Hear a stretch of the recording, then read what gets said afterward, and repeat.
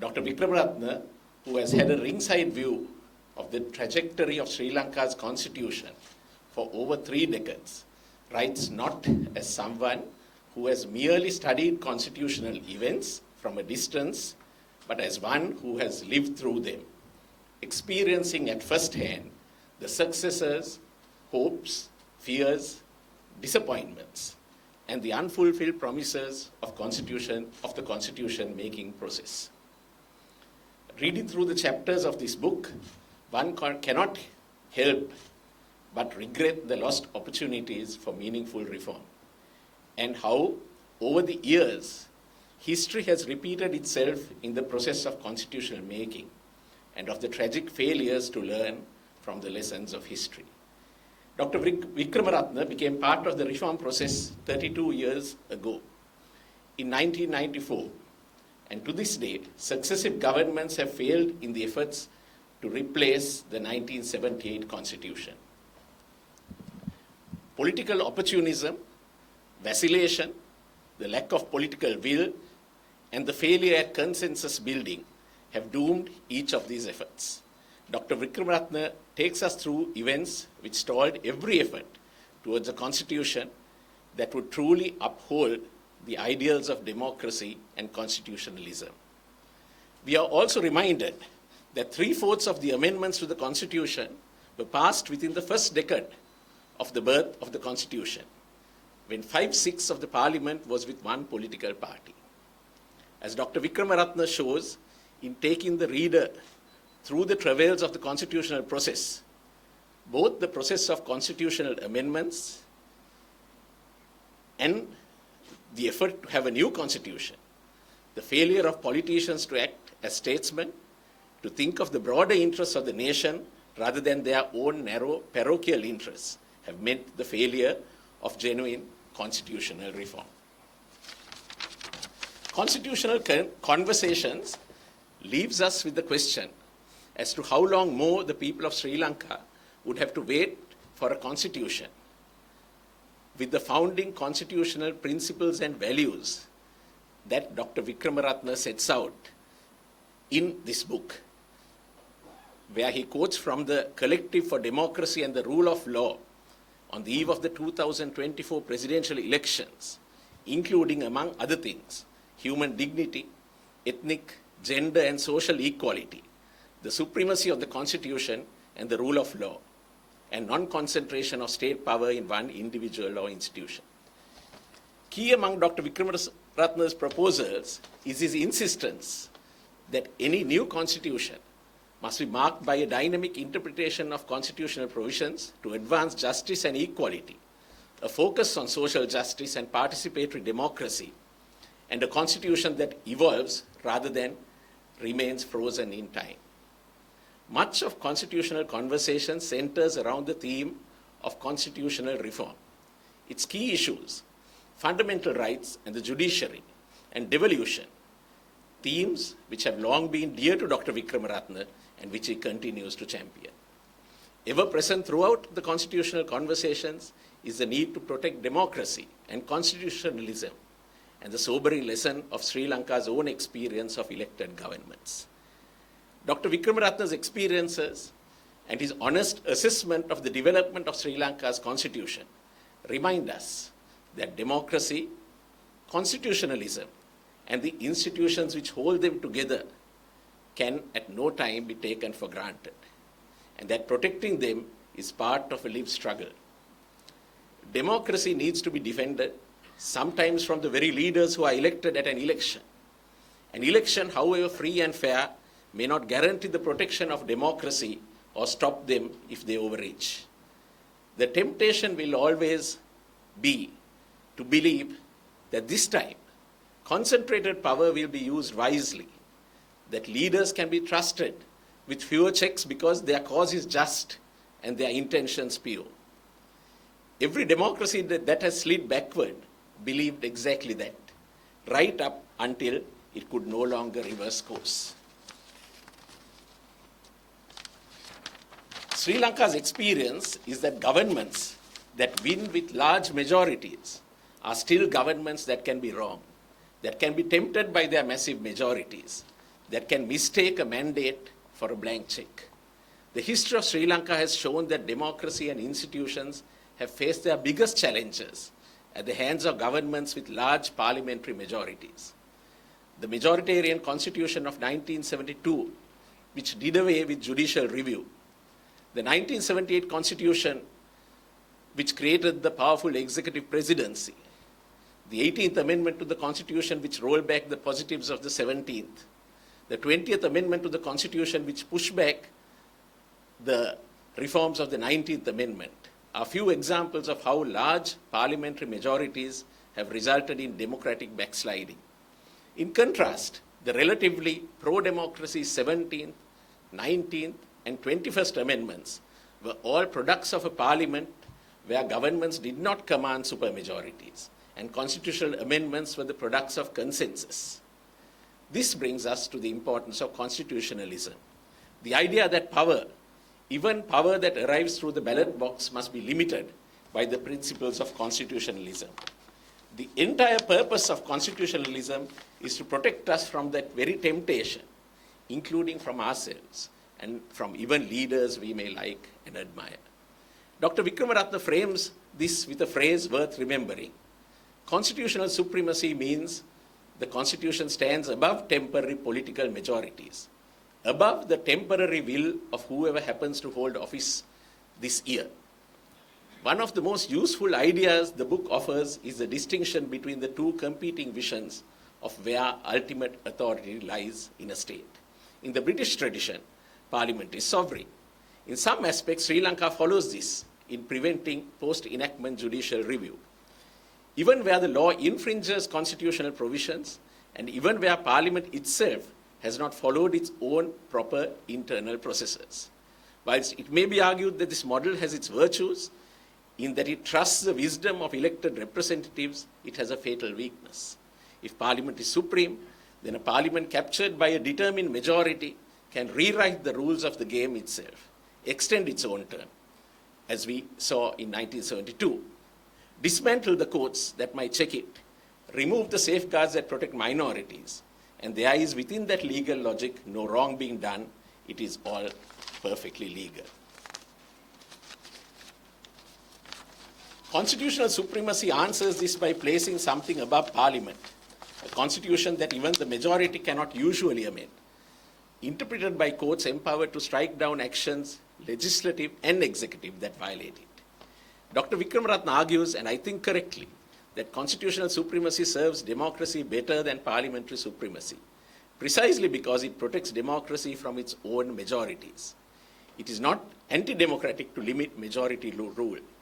It is what makes majority rule safe to have in the first place. The book devotes a great deal of attention to a theme that will be familiar to anyone watching politics anywhere in the world today: the concentration of power in the executive and other institutions of the state, allowing themselves to be subsumed by an all-powerful executive. In the United States, we see how the Supreme Court has expanded the boundaries of the executive presidency, almost holding the president to be above the law. In the case relating to the immunity of President Trump from criminal action, the dissenting judgment of Justice Sonia Sotomayor accused the majority of the court of, I quote, making a mockery of the principle foundational to our constitution and system of government that no man is above the law, close quotes. Dr. Wickramaratne treats the concentration of power in an executive presidency as having fundamentally disturbed the constitutional balance, weakening Parliament, undermining accountability, and diminishing the sovereignty that is supposed to reside in the people. He does not treat this as one design flaw among many that can be patched. He argues that piecemeal adjustment is not enough, that meaningful democratic consolidation requires structural change, collegial decision-making, collective responsibility, and power genuinely shared rather than concentrated in one office. Hence, the need to abolish the executive presidency. Dr. Wickramaratne's chapters on executive power, on the appointment and removal of the Prime Minister, and on strengthening Parliament, all speak to the dangers of democratic backsliding. He warns that Sri Lanka's democracy cannot be held hostage to the whims of successive presidents who have concentrated power, weakened institutions, and undermined accountability. Stephen Levitsky and Daniel Ziblatt, in their seminal work, How Democracies Die, remind us that blatant dictatorships, fascism, communism, and military rule has largely disappeared from the world, and that most countries now hold regular elections. Yet, democracies still die, only by different, quieter means. I quote, "There are no tanks in the streets. Constitutions and other nominally democratic institutions remain in place. People still vote. Elected autocrats maintain a veneer of democracy while eviscerating its substance. Because there is no single moment, no coup, declaration of martial law, or suspension of the constitution in which the regime obviously crosses the line into dictatorship, nothing may set off society's alarm bells. Those who denounce government abuse may be dismissed as exaggerating or crying wolf. Democracy's erosion is, for many, almost imperceptible." Close quotes. Democratic backsliding rarely announces itself with tanks in the streets. It usually begins quietly, institutions persuaded to defer to the executive just this once, institutions whose independence is trimmed, an amendment or a law that is allowed to be passed to address the crisis at hand. Each step is small. Each step is defensible in isolation, but when one looks at the big picture, indefensible. And each step makes the next step on the road to autocracy easier. The book takes us through the rise and fall of the Sri Lanka's 19th Amendment, a reform that clawed back power for Parliament and strengthened checks on the executive, only to be largely repealed by the 20th Amendment. The author makes a striking point that the lasting importance of that amendment lies not in how long it survived, but in the democratic ideals it expressed. However, the fate of the 19th Amendment also warns us that progressive reform can never be taken for granted, and that popular will is fickle and can change in a moment. Hence, the need to strengthen the institutions from backsliding, independent of those who may man them for the time being. A constitution that limits power on paper is meaningless if there is no institution independent enough to enforce that limit. Dr. Wickramaratne draws a comparison many of us will recognize, the American case of Marbury versus Madison, in which the United States Supreme Court, under Chief Justice Marshall, first asserted the power of judicial review, the authority of courts to strike down laws that conflict with the Constitution. That single doctrinal move over 2 centuries ago is the ancestor of every modern court that today tells an elected government, you may not do.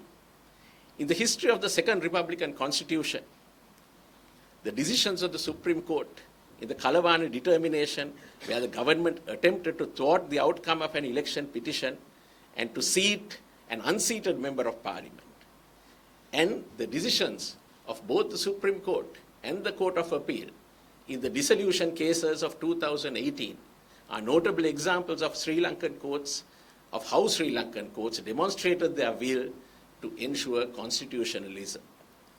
An independent judiciary is not a technicality. It is a mechanism by which the constitutional supremacy becomes real rather than aspirational. Human rights that exist on paper, unenforceable and undefended, are not rights but are mere wishes. The book insists that fundamental rights must be real and enforceable, not merely aspirational.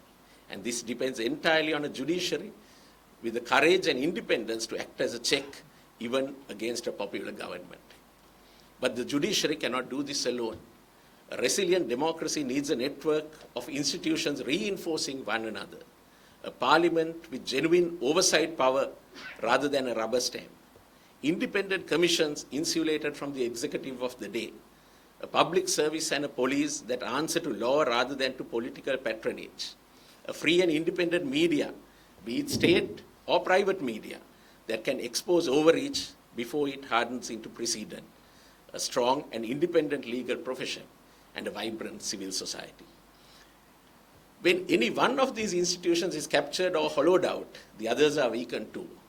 Backsliding happens when one of these pieces is allowed to erode, when an institution is quietly weakened, when the legislature stops asking hard questions, when emergency powers become permanent, when constitutional supremacy is treated as an inconvenience rather than a safeguard, when media, whether they be state or private, become mouthpieces of any government, failing in their role to be sentinels over government.